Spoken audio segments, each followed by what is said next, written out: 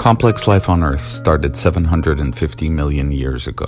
Since that kind of time frame is impossible to grasp, let's cram it into 1 year. The first single-cell organisms appeared in the early hours of January 1st, and we modern humans came into existence around 9 p.m. on December 31st, when we invented agriculture and started mining carbon 5 minutes before midnight. The world's total population was 8 million. Just under 5 minutes, or 10,000 years later, we've grown to almost 8 billion. It wasn't until around 11:59 and 55 seconds that we realized that we risked suffocating on the carbon we are burning to build all the things we call modern civilization. Until now, 1 second before midnight, we've been arguing about what to do about this in a world where 80% of the global economy is fossil fuel. The bottom line is that for the time being, we don't know how to decorrelate growth from carbon emissions. Enters COVID-19. As we hunker down, the world is coming to a halt. Trade of non-essential goods is at a standstill. Financial markets are crashing.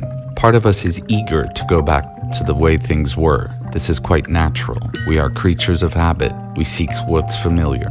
But what if this pandemic was our wake-up call, our chance to reset and reassess? This is an unprecedented crisis, causing death and suffering, but it is also an opportunity. For the first time in history, billions of us aren't just connected.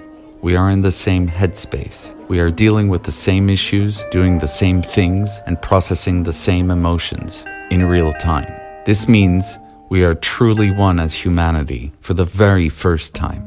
We need to use this unprecedented moment to have a new conversation on growth and our addiction to it.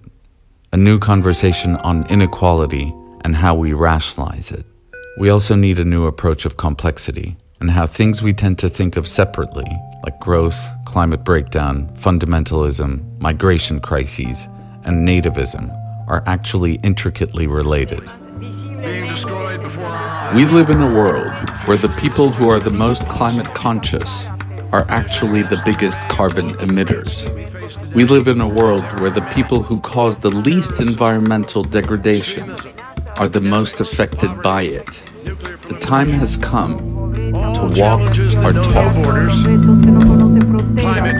As we begin this conversation, we need to recognize that the dominant ideologies of our time, tribalism, globalism, feminism, localism, populism, socialism, capitalism, and ecology, are present in some form or fashion in each and every one of us, and that they are all legitimate.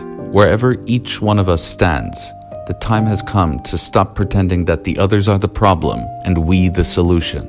We are all in the same boat, and we are going to need all hands on deck to deal with this crisis and the next ones. After the age of extremes and the age of competition, what if this crisis opened a new golden age of collaboration, cooperation, and connection? We are feminists and populists, capitalists and climate activists, socialists and socialites, indigenous folks and farmers, agnostics and people of faith, intellectuals and manuals, conservatives and conservationists, technologists and poets. How could we possibly agree on anything? Perhaps in these turbulent times, we can start with a few simple ideas. That this crisis, just like climate breakdown, is a symptom of a broader civilizational breakdown. That humanity is at a crossroads in the midst of a rite of passage. That this crisis changes everything. That we shouldn't fight this change, but instead focus on making it positive. We've started to join forces virtually in confinement, and we will soon come together out in the open. We are all different, but we are also all of goodwill. We are the ones we've been waiting for. We are Black Elephant.